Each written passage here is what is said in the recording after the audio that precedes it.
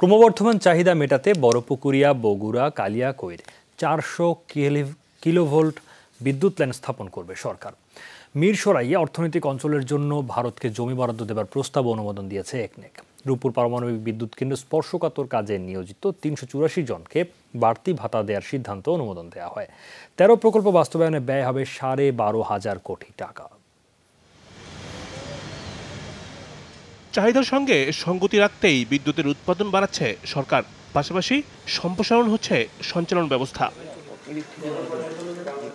জাতীয় অর্থনৈতিক পরিষদের নির্বাহী কমিটি একনেক বৈঠকে গুরুত্ব পায় বিদ্যুৎ খাত।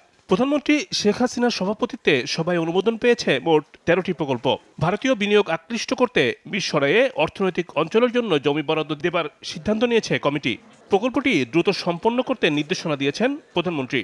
পুরোটাই আমাদের নিজের টাকা, এটা বাস্তবায়ন করবে বেজা।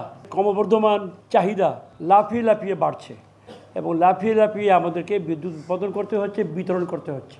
মুক্তিযোদ্ধাদের জন্য বাসস্থান নির্মাণ সংক্রান্ত প্রস্তাবনা যাচাই বাছাইয়ের জন্য ফিরিয়ে দেয় একনেক। বৈঠকে রূপপুর পারমাণবিক বিদ্যুৎ কেন্দ্র স্পর্শকাতর কর্মে নিয়োজিতদের ঝুঁকি ভাতা দেওয়ার সিদ্ধান্ত হয়। তাদের জন্য বাড়তি ভাতার অনুরোধ করেছেন। সেটা মাননীয় প্রধানমন্ত্রী বলছেন, ঠিক আছে, আপনারা যে টাকা পাচ্ছেন এখন 1 টাকা পাইলে 50 পয়সা বাড়তি আপনাদেরকে দেওয়া হবে। তবে প্রকল্প নামকরণের ক্ষেত্রে কোনো জটিলতা দেখা দিলে সেক্ষেত্রেও নতুন অনুশাসন দেন প্রধানমন্ত্রী।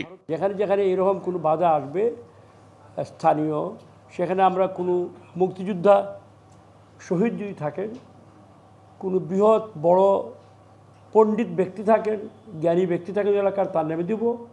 আর না হলে যদি কিছুই না পাই, ওই নদী বা ওই খাল, ওই বিলের নামে আমরা এটা করি।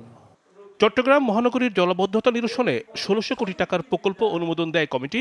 মংলা বন্দর সার্বক্ষণিক ড্রেজিং রাখতেও নির্দেশনা আসে বৈঠক থেকে। জানুয়ারিতে মূল্যস্ফীতি বেড়ে হয়েছে 5.42%।